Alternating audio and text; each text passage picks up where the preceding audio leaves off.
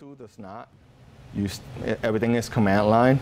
The only good thing about it is that it has packages, so you can type I want to install this and it'll go out and get it, compile it for you, and maybe half an hour later, if you're lucky, it'll be working.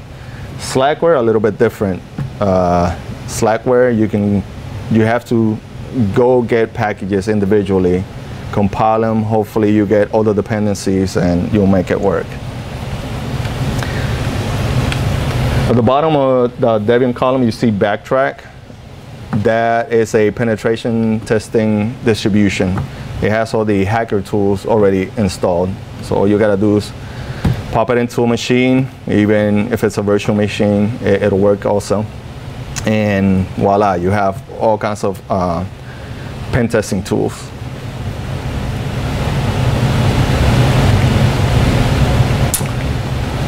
So the installation, there's 3 different types. You could do text-based, which is kind of like Gen 2 does. You go on a command line and you start typing, I want to install this, I want to install that.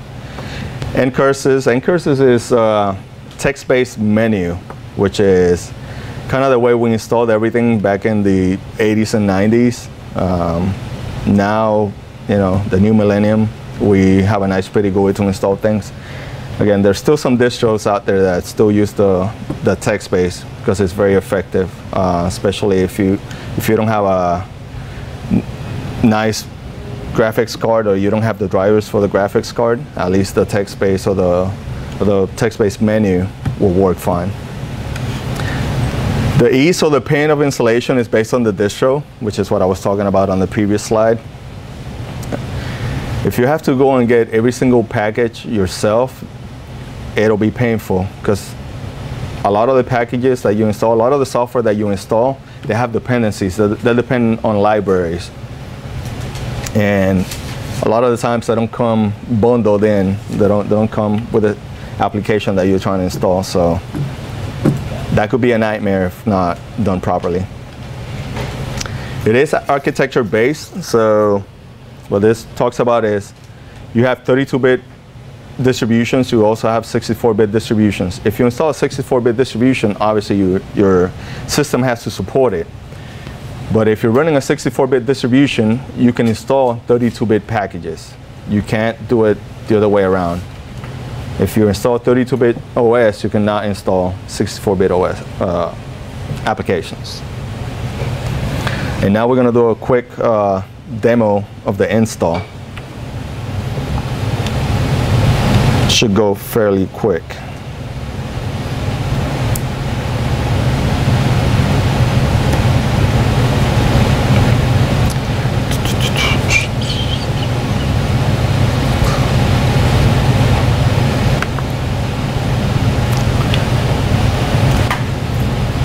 So what I did is I just created a brand new virtual machine. It has nothing on it. I haven't installed anything.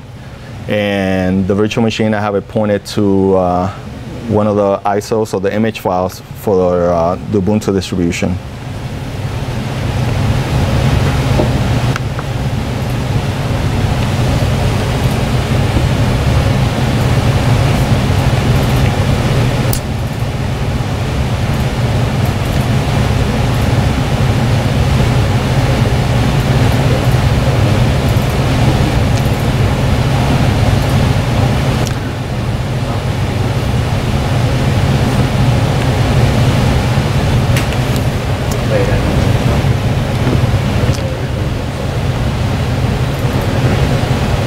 Okay, so right now,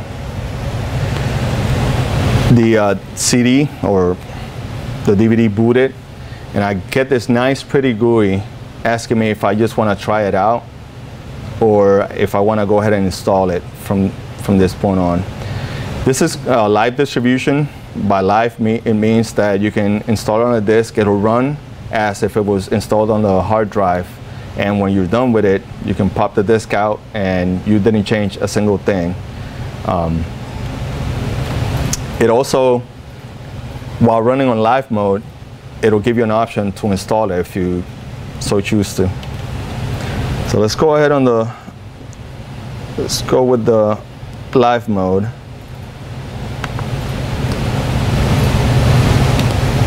At least we'll have a nice GUI to look at while we're doing the installation.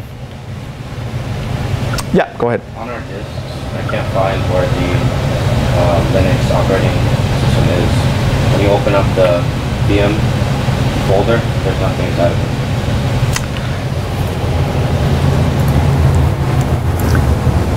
Are you trying to find the ISO? Right here, the virtual machine. There's nothing inside of it. Oh. Okay, so are you trying to open it from VM player? Yeah. Right. Okay, so let's take a pause real quick from the slides.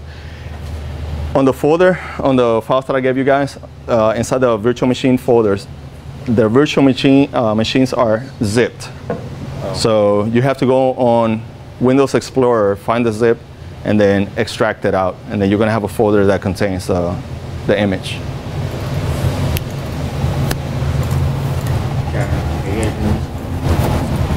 You're doing desktop. So you have to do it through the desktop. Yeah, you can cancel the open stuff out. Yeah, yeah. So yeah, so on Explorer.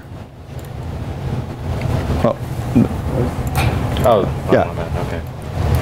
Yeah, yes. Find the zip file? Yeah, go open up the folder. Is that the DVD? Yeah. Okay. Yeah. So virtual machines. You already copied all the files? Oh. So okay. So what you can do is you can double click those. Okay. Just all of them. Let's start with the desktop one. Double click the desktop one. On my desktop. And now drag that to your desktop. What that's doing is decompressing it. Right. Okay. Thank you. So, all right.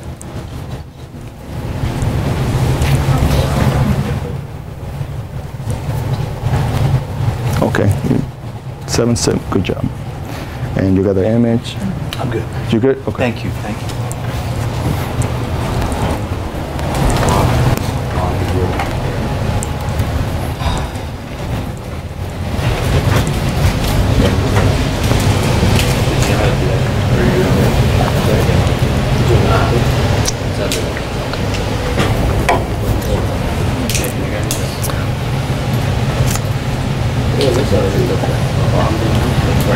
Okay, while you guys are extracting the images, I'm gonna go ahead and do this demo real quick.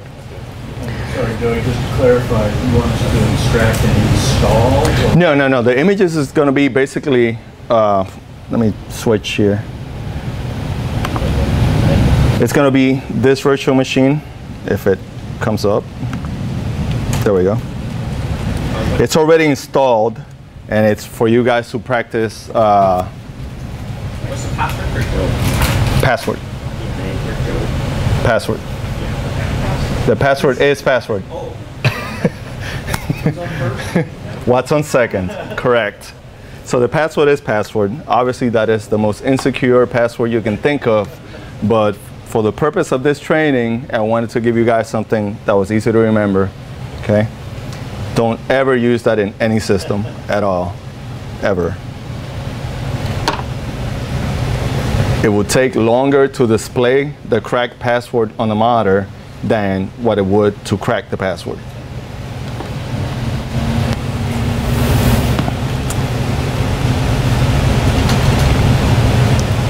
Okay. So going back to the install demo. So this is running live mode right now. Again, everything that goes on right now is just based off the CD.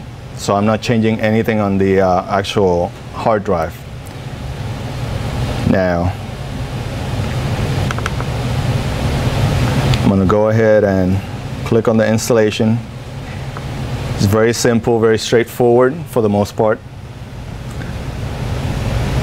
You pick your language.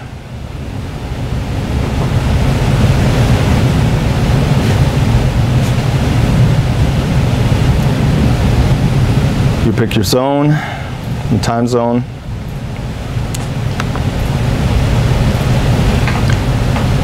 Pick your keyboard type. And obviously Linux is global, so it supports many, many languages. But for the most part, all the distros, or most of the distros, the default is US. English, US, everything else.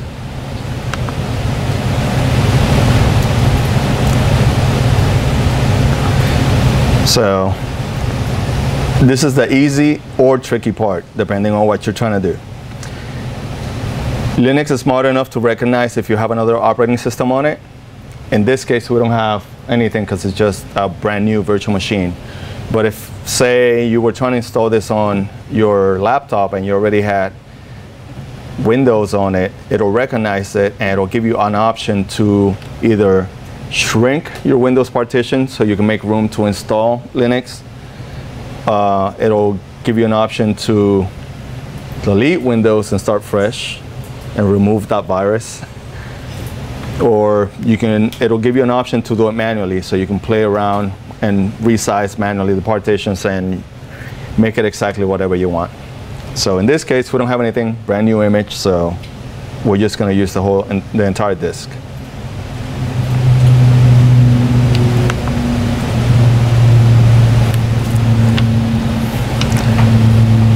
This is very important because this first account that we create is going to be the account that can administer the system.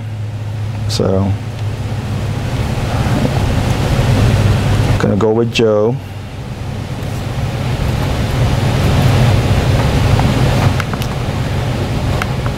Now for the password, I should make it something really hard, but this is what happens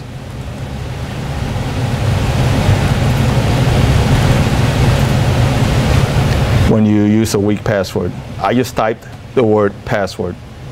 Linux knows, hey, that's really weak.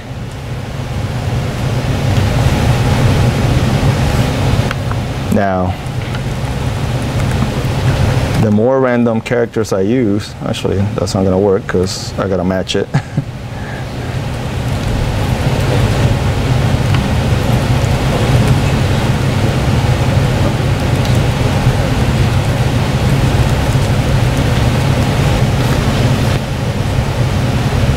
That is 17 characters, very random and very strong. But again, for the purpose of this demo, we're just going to use password.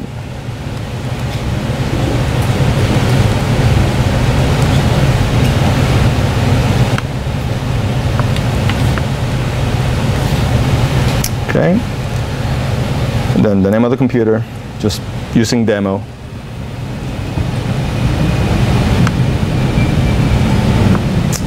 If you scroll down a little bit, you can see it'll let you log in automatically, so it won't ask you for a password. That's a bad thing to do. The default is to require the password when you log on.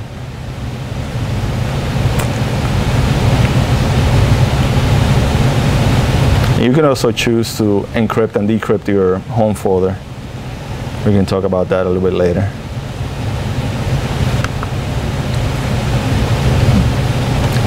So here just showing you what you're about to do and giving you the last "are you sure?" That's it. Now it's going to take its time. It's going to partition the drive.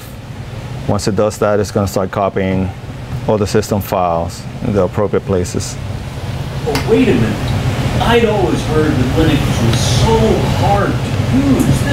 This is easier than Windows. Yes. And it comes with Office Suite already installed. That is correct. Why wouldn't everybody in the world be using this at home? Fear of the unknown. Okay. That's the biggest thing. That, and Windows has done a great job at marketing. I give them that. I give them that much credit. 10 years ago, it was not this easy at all. So most of the things that people have heard is all the bad stuff, that, hey, it's a nightmare to install it. It's really difficult. Everything's command line. No, that's not the case anymore. Now, you mentioned that there's families of distributions. Yes. Are some of them easier, and new people should use the easier ones? Yes, so some of the easiest ones are this Ubuntu, some of the Debian base, so Ubuntu, Mint, even Fedora, which is also free. It's pretty easy.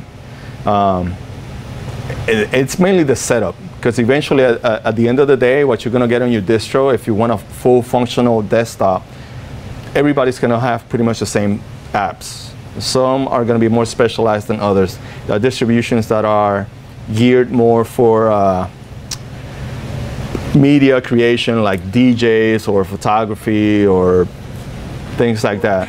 Some, or thank you, hacking, yes, Backtrack.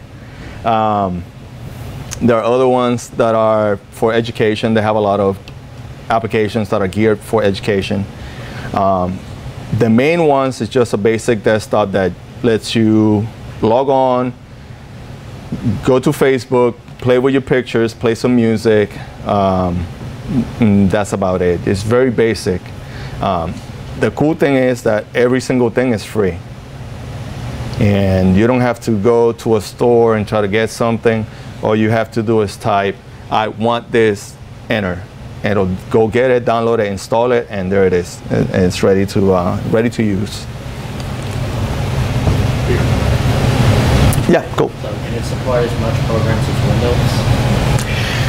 So for every application that Windows has, there's at least 1 or 1,000 free open source applications. So whatever it is that you want to do. The only thing I think that they haven't matched is Photoshop. GIMP. But GIMP is, close second.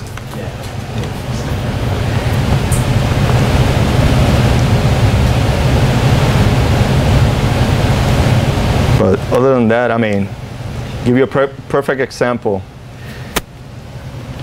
All the movies that you guys are seeing now on the theaters, 3D movies. Let's start with Lord of the Rings back in 2001. The way they did the movie, it was rendered on a Linux farm. One, it would be way too expensive to make a Windows farm because you have to pay for licenses. Two, at some point Windows would choke. And when you're processing that much information, you want something reliable.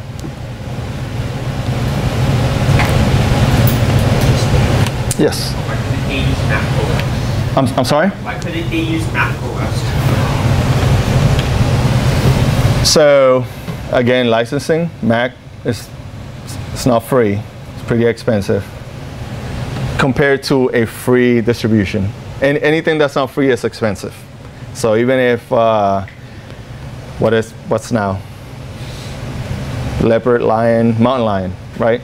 Even if mountain lion's $19.95 for a disc, it's still 20 bucks more than free, number one. Two, a Mac, it's made to run on a Mac. And I say made to run on a Mac because you can make it run on something else. I have my laptop, it's a Dell laptop, and it's a Hackintosh.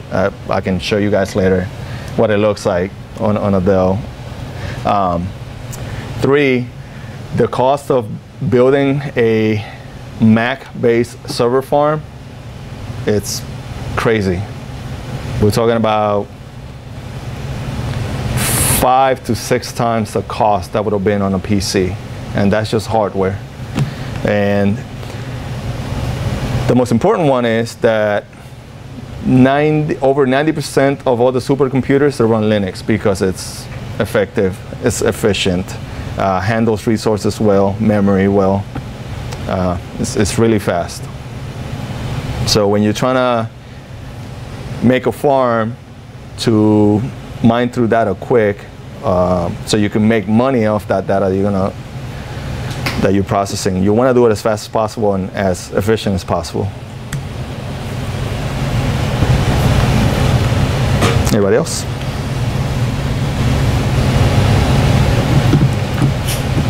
You guys will notice eventually that Linux is my passion. Even though I work on Windows all the time because I'm forced to, this is what I do on my spare time. And this is what I like. And there you go. The installation was done. At the end of the installation, all it said was, okay, do you want to continue using the live CD? Or do you want to go ahead and reboot and use the operating system from your hard drive? And I just chose reboot. And here it is, installed. That's pretty gooey. So.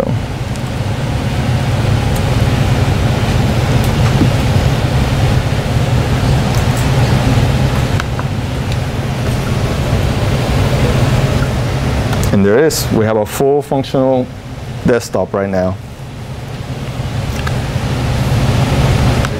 Here's your menu. This is what I use all the time, and we're going to be using this on the other part of this presentation. But internet. For all you guys who like to download movies off the internet, it has a BitTorrent client already installed, so it's easy. I'm not advocating that. I'm not advocating it, I'm just saying there's software for that. All right, so I'm gonna dispel a couple of myths about Linux, or Unix for the most part. So they say that Linux is extremely secure, there's no viruses, nothing. That's false. There's plenty of viruses out there, worms, you name it. The first internet worm, it was Unix one, so go figure.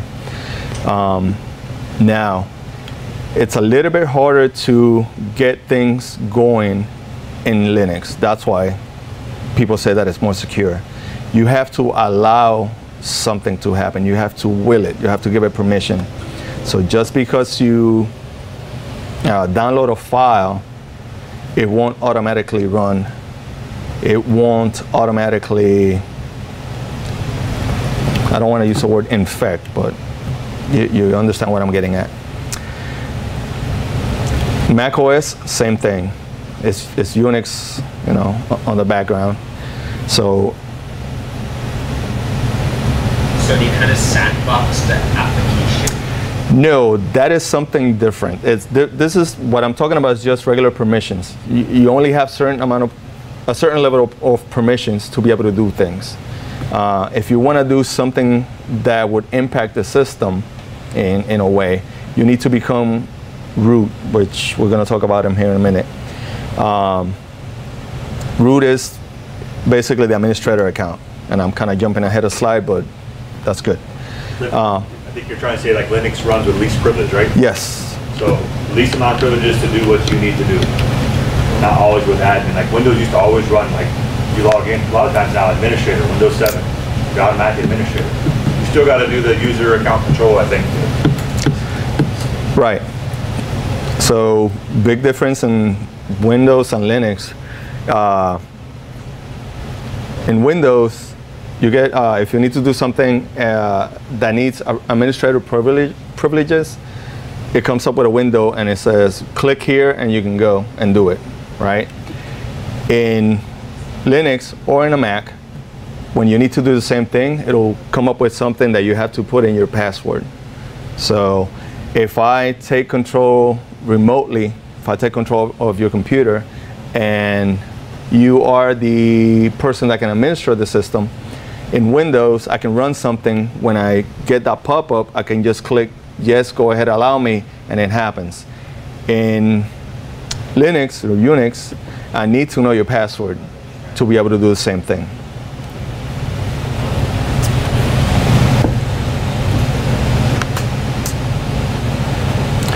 Okay.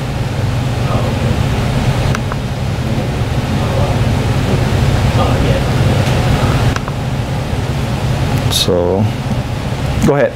So it's on Linux. Well, I don't remember what it was called, but sudo. But isn't that the thing that gives you permission to install? Yep, we're going to be talking about that here in a little bit. It's sudo. It's do as su. Su is switch user, but a lot of people just say it's